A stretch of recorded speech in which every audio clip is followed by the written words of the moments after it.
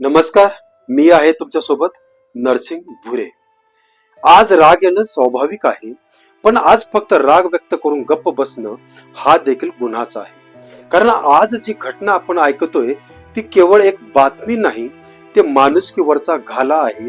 तो बाप या शब्दावरचा काळा डाग आहे. राजकारणाची हाव माणसाला किती खालच्या थराला नेऊ शकते याचं हे अंगावर काटा आणणारा उदाहरण आहे. नांदेड जिल्ह्यातील मुखेड तालुक्यातील केरोरी गावात एक बाप, हो बापच, स्वतःच्या सत्तेच्या स्वप्नासाठी आपल्या 6 वर्षाच्या चिमुकल्या लेकीचा जीव घेतो. फक्त एका पदासाठी, फक्त सरपंच होण्यासाठी. महाराष्ट्रात 2 अपत्यांचा नियम आहे.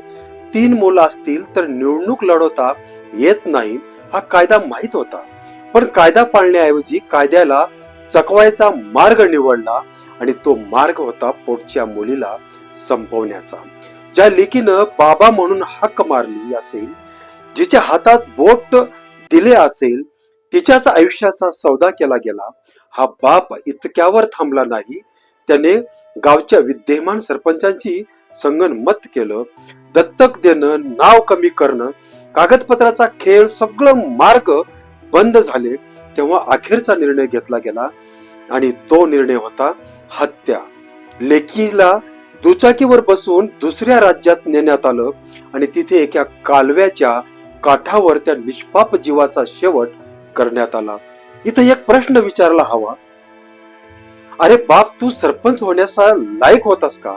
ज्याला स्वतःच्या मुलीचं संरक्षण करता आलं नाही, तो गावचं काय संरक्षण करणार होता? राजकारण हे सेवा करण्यासाठी असते, हत्या करण्यासाठी नाही. पद हे जबाबदारीसाठी असतं, पाप झाकण्यासाठी नाही. आज आरोपी अटकेत आहेत. कट रचणारा सरपंचही सह आरोपी आहे. कायदा आपला काम करेल, पण समाज म्हणून आपण काय करणार? आज हे एका मुलीसोबत घडलं, उद्या दुसऱ्या कुणासोबत घडू नये यासाठी आवाज उठवणं गरजेचं आहे. कायद्याचा अर्थ समजून घ्या. कायदा मोडून मोठं होता येत नाही. पदासाठी पाप केल्यावर ते पद शाप बनतं आणि शेवटी त्या चिमुकल्या लेकीसाठी एवढंच तुझा गुन्हा इतकाच होता की तुझा जन्म चुकीच्या घरात झाला. समाजाने तुझं ऋण मान्य केलं पाहिजे आणि अशा बापांना कधीच माफ केलं नाही पाहिजे.